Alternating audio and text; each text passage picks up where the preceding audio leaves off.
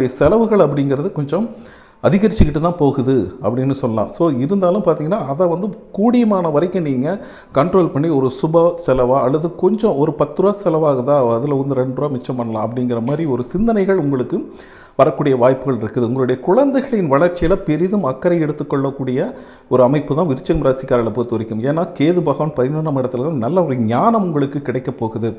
ஆன்மீக காரியங்களுக்கு அதிகமாக செலவிட போகிறீங்க. அதே சமயம் ஆன்மீக பயணங்கள் அப்படியெல்லாம் கொஞ்சம் இருக்குது, சரிங்களா? அப்படியே இல்லைனா வீட்டிலே ஒரு மெடிடேஷன், ஒரு பக்தி பாடல்களை கேட்குறது, இந்த மாதிரி விஷயங்களை நீங்கள் செய்து கொள்ளும் பொழுது பார்த்திங்கன்னா இந்த மாதத்தில் பார்த்திங்கன்னா வந்து சில குழப்பமெல்லாம் தோன்றும். அலுவலகத்துலேயோ வெளியிலேயோ பொருளாதார ரீதியாகவோ நிதி சம்பந்தமானதாகவோ சில ஒரு அலைச்சல் திருச்சல் ஒரு அப்படி இப்படின்ட்டு போயிட்டுருக்கிற மாதிரி இருக்குது. ஸோ இடம் விட்டு இடம் சேஞ்ச் ஆகிறது, இந்த மாதிரி விஷயங்கள் எல்லாம் விருச்சிகம் ராசிக்காரர்களுக்கு இருக்குங்க.